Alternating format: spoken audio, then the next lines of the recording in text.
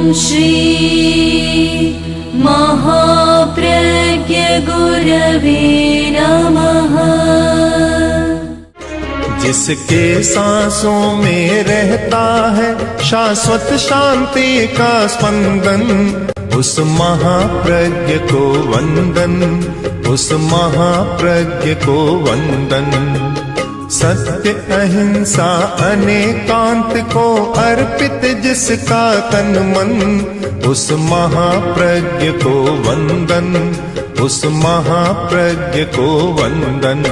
जिसके सांसों में रहता है शाश्वत शांति का स्पंदन, उस महाप्रज्ञ को वंदन, उस महाप्रज्ञ को वंदन।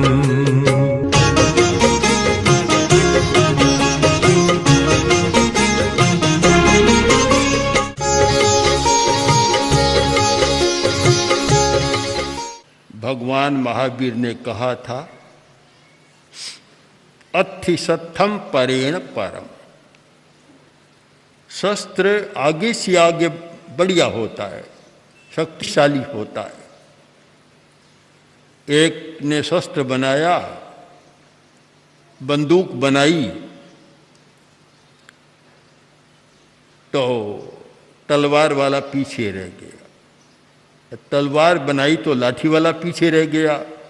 लाठी से तलवार आगे का शस्त्र बना और तलवार से बंदूक आगे की बनी।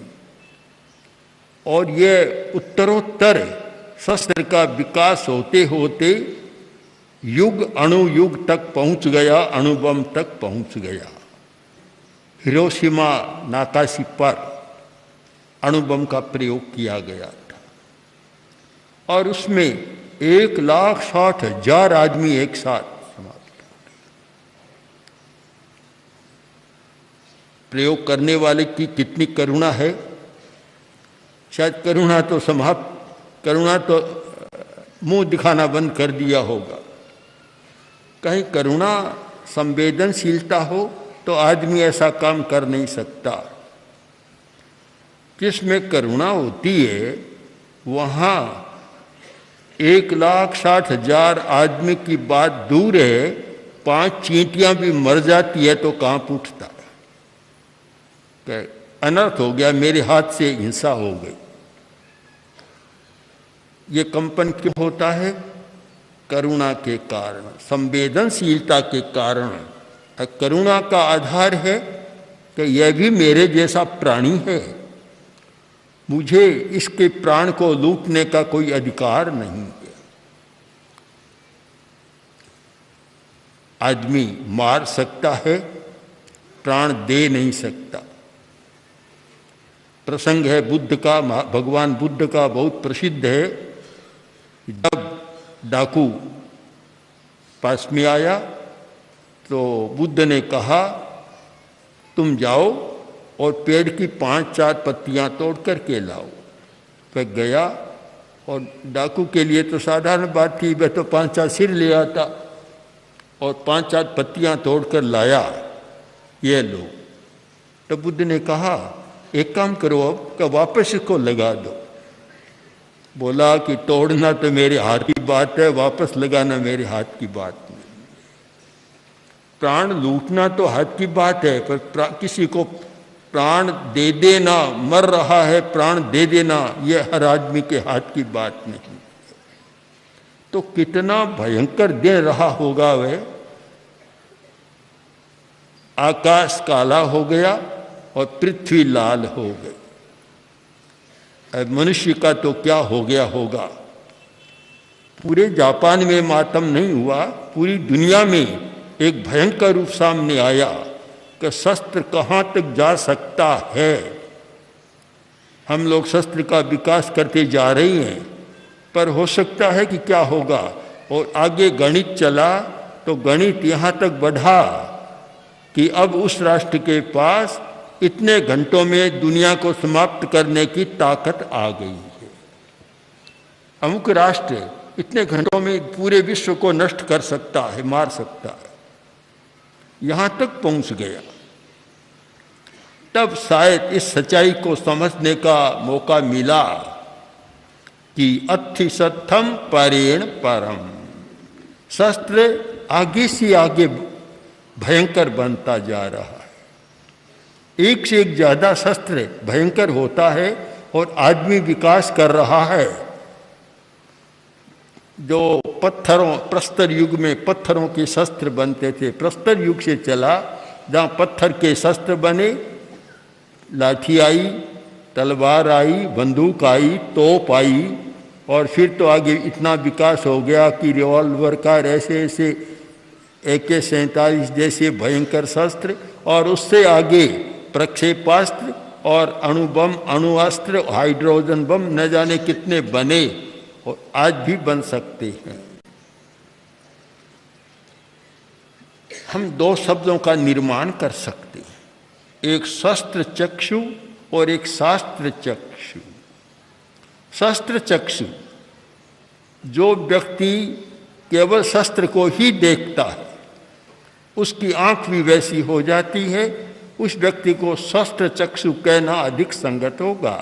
एक व्यक्ति है शास्त्र चक्षु, बड़ा विचित्र है, ज्यादा अंतर नहीं है। शस्त्र एक मात्रा बढ़ा दो तो शास्त्र बन गया, शस्त्र चक्षु, शास्त्र चक्षु। किंतु अंतर इतना आ गया कि शास्त्र चक्षु वाला व्यक्ति किसी को सताता नहीं है। शास्त्र चक्षु वह होता है जिसका अपने राग द्वेष पर नियंत्रण होता है, न अति राग और न अति द्वेष, दोनों पर नियंत्रण है, कंट्रोल से बाहर नहीं है, या कह दो आपे से बाहर नहीं है। शास्त्र चक्षु। और दूसरा शस्त्र चक्षु, उसका हमेशा यह रहता है दूसरों को डराने का, वह हमेशा डराता है, बोलता नहीं, डराने के लिए बोलता नहीं है, पर अपने आप दूसरे लोग डरते हैं, दूसरे राष्ट्र डरते हैं कि उससे छेड़छाड़ मत करो, उसके पास अणु अस्त्र है, प्रक्षेपास्त्र है, वह बम है, अपने आप डरता है। शस्त्र और डर दोनों अलग नहीं है, दोनों एक साथ चलते हैं। शस्त्र से आदमी भी डरता है, पशु पक्षी भी डरते हैं। हमने देखा, रास्ते में भी कई बार देखा कि एक छोटा सा लड़का है, 4-5 वर्ष का, 5-6 वर्ष का होगा, और ऊंट की नकेल लिए चल रहा है, ऊंट को बस में कर रहा है। बड़ी विचित्र बात है, ऊंट तो एक शक्तिशाली जानवर है, छोटा सा लड़का 2 बैलों की जोड़ी को ले जा रहा है। बैल बड़े हृष्ट पुष्ट है, किंतु हाथ में एक लाठी है उसकी, कुछ भी इधर उधर होता है लाठी की मार देता है। तो बड़े बड़े शक्तिशाली भी शस्त्र से डरते हैं। शस्त्र और डर दोनों के तात्पर्य में अंतर नहीं है। जहाँ शस्त्र है वहाँ भय है, और जहाँ शास्त्र है वहाँ अभय है, वहाँ कोई डर नहीं है। तो अब जरूरत है शास्त्र चक्षु बनने की। जब तक शस्त्र चक्षु संसार रहेगा तब तक आतंक भय का वातावरण बना रहेगा और आदमी हमेशा डरता रहेगा, और डर सबसे बुरी चीज है। प्रयोग किया गया था कि बाज, तोता और बिल्ली एक पिंजरे में रख दिया, तीनों के सामने खाने को रख दिया, पर तीनों नहीं खा रहे। कारण एक दूसरे से डर रहे, खा नहीं रहे। डर लगता है तब आदमी खाना ही भूल जाता है। खाना भी तभी होता है जब अभय का वातावरण हो। जहाँ भय का वातावरण हो वहाँ खाना तो दूर, कल्पनाओं में ही डूब जाता है आदमी। सबसे बड़ी बात है अभय। अभय देना जो जानता है, अभय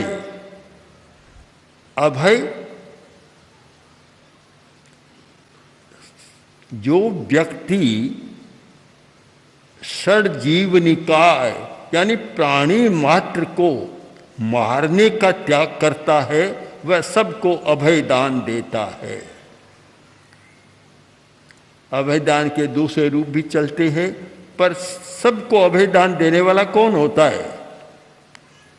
जिस व्यक्ति ने करेमि भन्ते सामाय्यम सब्बम सावज्यम योगं पच्चखामि, सर्व सावज योग का त्याग कर दिया, अव्रत का बिल्कुल निरोध कर दिया, वह सबको अभय दान देता है। जैन साहित्य में बहुत सूक्ष्म चर्चा की गई कि एक व्यक्ति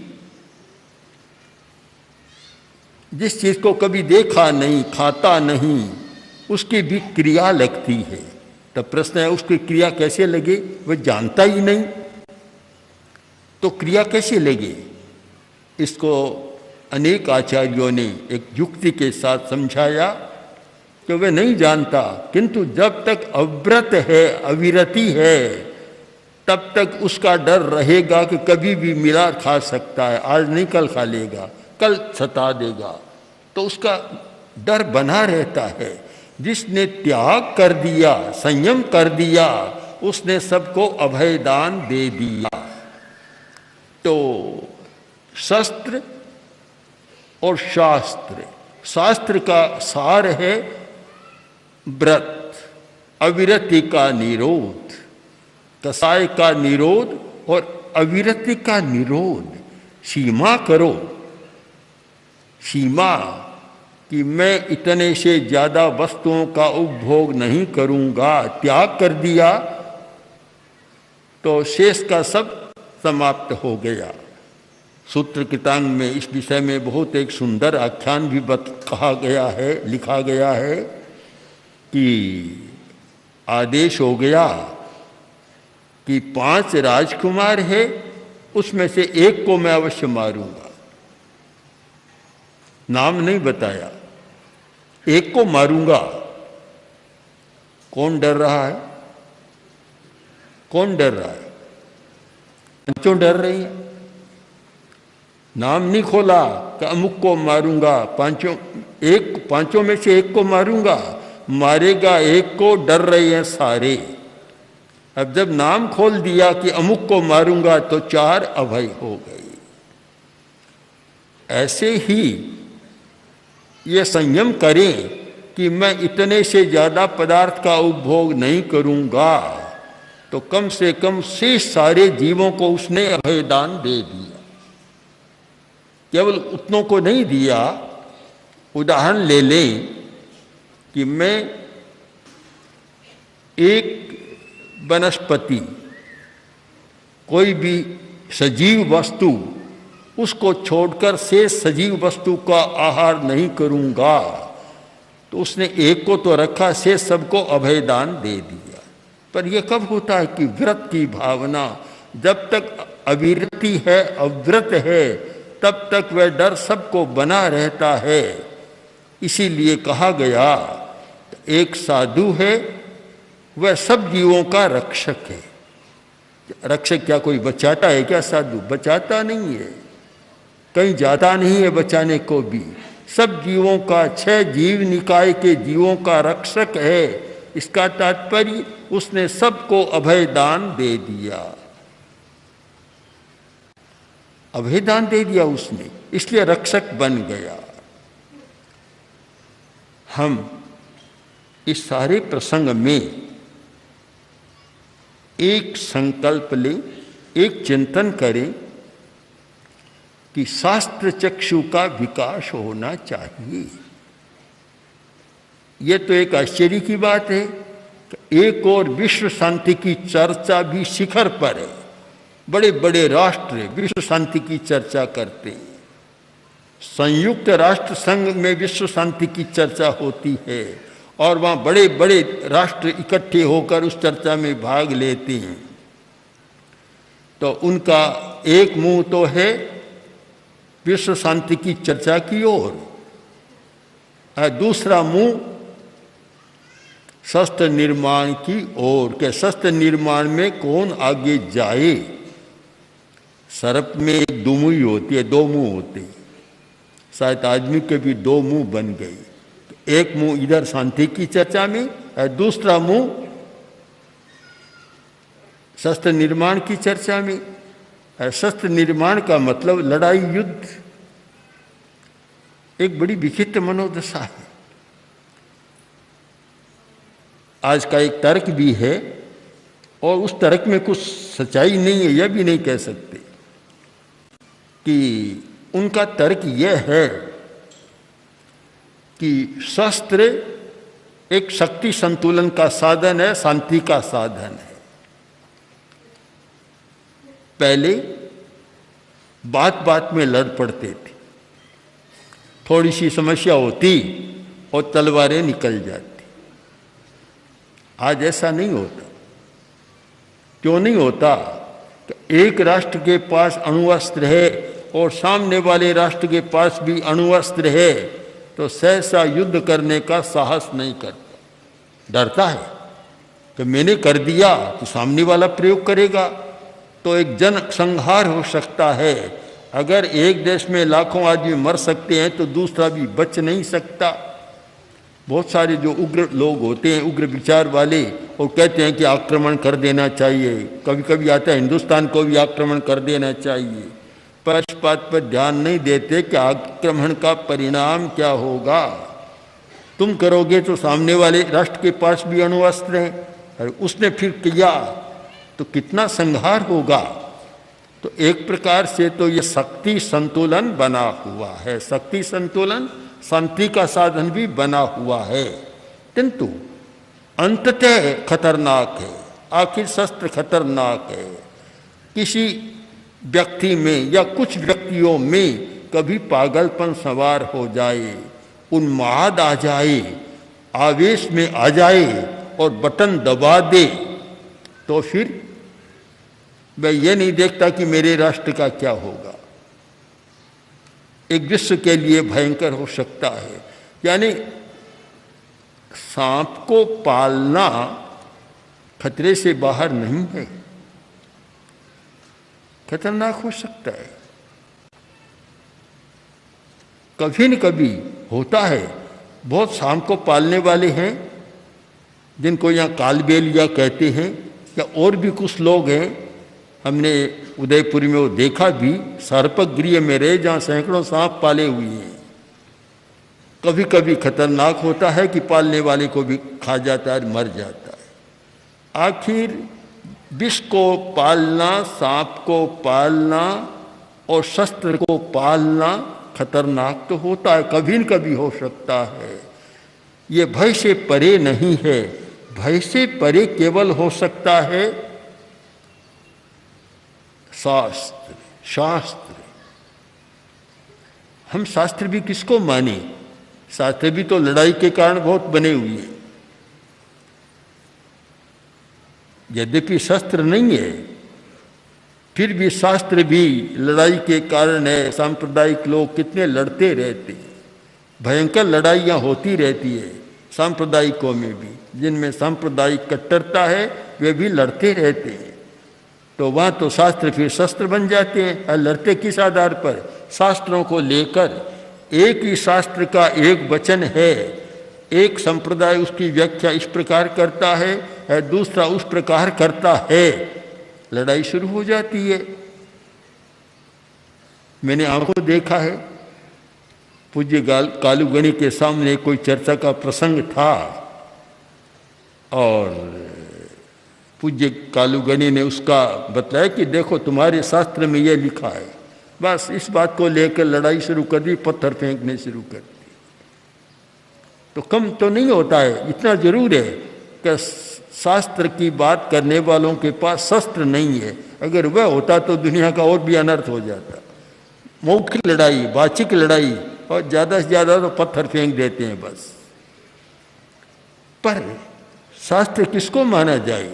जो लड़ाई का साधन बने वह तो फिर शास्त्र भी शस्त्र बन जाता है। एक प्रश्न उठा कि शास्त्र का निर्माण क्यों किया गया? बड़ा अच्छा चिंतन आचार्य ने किया और प्रश्न अपने आप ही उपस्थित किया कि शास्त्र का निर्माण क्यों, उसका उद्देश्य क्या है। हर बात का उद्देश्य हमें समझना चाहिए वो जब तक उद्देश्य और प्रयोजन समझ में न आए तब तक आदमी की कोई प्रवृत्ति नहीं हो सकती। निष्प्रयोजन प्रवृत्ति कभी अच्छी नहीं होती। सुंदर कहा गया है तर्कशास्त्र में कि प्रयोजन मनुद्दिश्य न मंदोपि प्रवर्तते। एक मूर्ख आदमी भी बिना प्रयोजन के कोई काम नहीं करता। कोई आदमी जाएगा तो पूछे कहाँ जा रहे हो, बतला देगा इस काम से जा रहा हूँ, बाजार में खरीदने के लिए जा रहा हूँ, सब्जी लाने के लिए जा रहा हूँ, कपड़ा लाने के लिए, दवा लाने के लिए, कोई न कोई प्रयोजन है तभी वह जाता है। बिना प्रयोजन तो मूर्ख आदमी भी नहीं जाता, बैठा रहता है। तो शास्त्र का प्रयोजन क्या है? बहुत सुंदर समाधान दिया कि समार्थम सर्वशास्त्राणि विहितानि मनीषिभिः सैव सर्वशास्त्रज्ञ यस्य शांतम सदा मनः। कि शास्त्रों का निर्माण शांति के लिए किया गया, शम के लिए किया गया।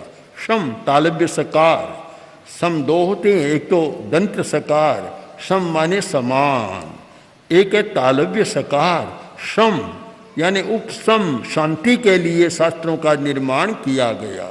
शास्त्र निर्माण का प्रयोजन है शांति, मन शांत रहे, इंद्रियां शांत रहे, भावधारा शांत रहे, उत्तेजना न हो, आवेश न हो, उद्वेग न हो। शांति के लिए शास्त्रों का निर्माण किया गया। फिर प्रश्न हुआ कि कौन व्यक्ति है दुनिया में जो सब शास्त्रों का ज्ञाता है? ऐसा कोई व्यक्ति हो सकता है क्या? बड़ा कठिन है, क्योंकि इतने शास्त्र हैं, सबको पढ़ने वाला कोई मिले कैसे? जैनों के आगम बहुत विशाल, बौद्धों के विशाल, हिंदुओं यानी वैदिकों के साहित्य बहुत विशाल, और उधर जितने धर्म हैं सबके अपने अपने धर्म ग्रंथ और बहुत विशाल साहित्य है। एक कोई भी व्यक्ति सब शास्त्रों को पढ़ने वाला मिलेगा नहीं। तो फिर सर्वशास्त्र का वेत्ता तो दुनिया में कौन हो सकता है? कौन ऐसा व्यक्ति है जो सब शास्त्रों को जानने वाला हो? तो फिर उत्तर दिया कि सैव सर्वशास्त्रज्ञ यस्य शांतम मना सदा मने। सब शास्त्रों को जानने वाला वह व्यक्ति है जिसका मन शांत है। सारे शास्त्रों का सार उसने पढ़ लिया, उससे ग्रंथों को फिर पढ़ने की अलग से जरूरत नहीं। सब शास्त्रों का सार आ गया कि जिसका मन शांत है। दोनों को मिला लें, शास्त्र निर्माण का प्रयोजन शांति, सब शास्त्रों को जानने वाला जिसका मन शांत है वह सब शास्त्रों को जान लिया, यानी सारे शास्त्रों का सार उसने पकड़ लिया। निचोड़ उसके हाथ में आ गया, नवनीत मक्खन उसके हाथ में आ गया। बिलोना करता है आदमी, किस लिए करता है? राजस्थानी में बहुत सुंदर कहा गया, सीधी सरल भाषा में, कि ऊनो ठंडो सब करे एक मक्खन रे काज। कभी दूध को गर्म करता है, कभी ठंडा करता है। प्रयोजन क्या है? कि एक मक्खन रे काज, एक मक्खन के लिए करता है। तो शास्त्रों का नवनीत क्या है? शास्त्रों का सार क्या है? कि जिसने शास्त्र पढ़कर और मन को शांत बना लिया, यह शास्त्रों का सार है। इसलिए हम शास्त्र चक्षु शब्द से हटकर और शास्त्र शब्द चक्षु की भावना की ओर जाएं, उस दिशा में प्रस्थान करें, तो सचमुच विश्व शांति की कल्पना वास्तविक कल्पना हो सकती है और वह सपना साकार हो सकता है, और आदमी उस दिशा में और अच्छा प्रयत्न कर सकता है। ओम आरती। ओम श्री महाप्रज्ञ गुरवे नमः।